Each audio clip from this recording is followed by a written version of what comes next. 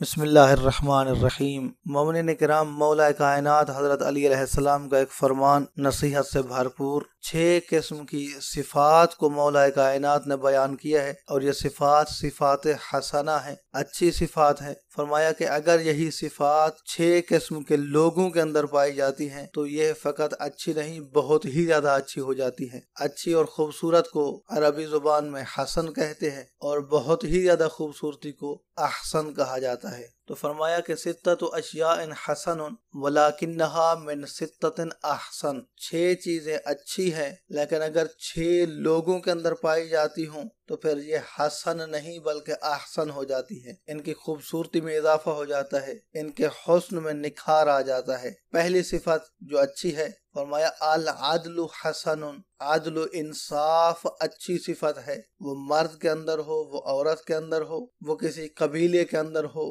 وہ بزرگ کے اندر ہو، یہ کسی کے اندر بھی پائی جاتی ہو، یہ اچھی صفت ہے۔ وَهُوَ مِنَ الْأُمَرَاءِ أَحْسَنُ، لیکن اگر یہی اچھی صفت عمراء کے اندر پائی جاتی ہے، حکمرانوں کے اندر پائی جاتی ہے، صاحب اقتدار عدل و انصاف سے کام لیتا ہے، صاحب حکومت عدل و انصاف سے کام لیتا ہے، مولا کائنات فرماتے ہیں پھر یہ حسن نہیں بلکہ احسن ہو جاتی ہے۔ وَالصَّبْرُ حَسَنٌ، صبر کرنا اچھی صفت ہے، جو اللہ تبارک و تعالی نے دیا ہے وقت، اس کو صبر کر کے برداشت کر لینا، یہ اچھی صفت ہے، کسی کے اندر بھی پائی جاتی ہو۔ وَهُوَ مِنَ الْفُقَرَاءِ أَحْسَنُ، لیکن فرماتے ہیں اگر یہی صفت صبر فقراء کے اندر پائی جاتی ہے، غریب لوگوں کے اندر پائی جاتی ہے، تو اس کے حسن میں اضافہ ہو جاتا ہے، پھر یہ حسن نہیں رہتی، احسن ہو جاتی ہے۔ والورع حسن، تقوی اور پرہیزگاری یہ اچھی صفت ہے، جس بھی طبقے کے اندر پائی جاتی ہے، چاہے وہ ڈاکٹر ہیں، چاہے وہ انجینئر ہیں، چاہے وہ فقیر ہیں، چاہے وہ امیر ہیں، مرد ہیں، عورت ہیں، کوئی بھی ہے، اس کے اندر اگر تقوی اور پرہیزگاری ہے تو یہ اچھی صفت ہے۔ لیکن وَهُوَ مِنَ الْعُلَمَاءِ أَحْسَنُ، لیکن اگر یہ علماء کے اندر پائی جاتی ہے صفت، علماء متقی ہیں، علماء پرہیزگار ہیں، علماء اپنے واجبات کا احساس کرنے والے ہیں، علماء محرمات سے بچنے والے ہیں، تو فرمایا یہ صفت پھر احسن ہو جاتی ہے، اس کی خوبصورتی میں نکھار آ جاتا ہے۔ وَالسَّخَاءُ حَسَنٌ، سخاوت اللہ تبارک و تعالی کی راہ میں خرچ کرنا، انفاق فی سبیل اللہ، فرمایا یہ اچھی صفت ہے۔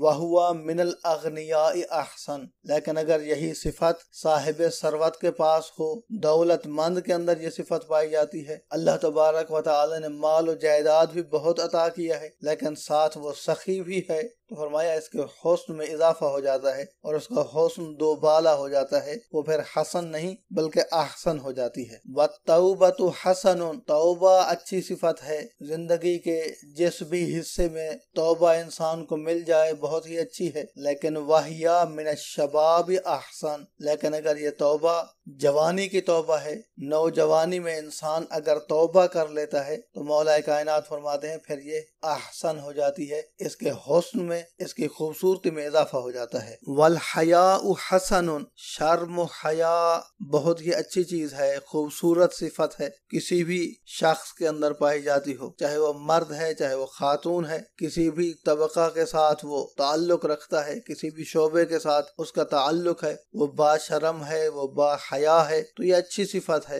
لیکن فرماتے ہیں وَهُوَ مِنَ النِّسَاءِ أَحْسَنُ، اگر یہی خوبصورت صفت خواتین کے اندر پائی جاتی ہے تو پھر اس کے حسن میں اضافہ ہو جاتا ہے، اس کا حسن نکھر جاتا ہے، اور پھر یہ احسن ہو جاتی ہے صفت، خواتین کے اندر شرم و حیا کی صفت، اس کے حسن میں اضافہ ہو جاتا ہے۔ اس کے بعد پھر ان کے متضاد کو بیان کیا ہے کہ اگر امیر ہو لیکن اس کے اندر عدل و انصاف نہ پایا جائے، فقیر ہو لیکن اس کے اندر صبر نہ پایا جائے، عالم ہو اس کے اندر پرہیزگاری نہ پائی جائے، غنی ہو لیکن اس کے اندر سخاوت نہ پائی جائے، فرمایا وَأَمِيرٌ لَا عَدْلَ لَهُ كَغَمَامٍ لَا غَيْثَ لَهُ، وہ حکمران کے جس کے اندر عدل و انصاف کی صفت نہیں پائی جاتی ہے، اس کی مثال ایسے بادل کی ہے کہ جو برستا نہ ہو، جس کے اندر بارش نہ ہو، فقط دکھاوا ہی دکھاوا۔ وَفَقِيرٌ لَا صَبْرَ لَهُ كَمِصْبَاحٍ لَا ضَوْءَ لَهُ، فرمایا وہ فقیر، وہ غریب، وہ مسکین کہ جس کے اندر صبر کی صفت نہیں پائی جاتی ہے، اس کی مثال ایسے چراغ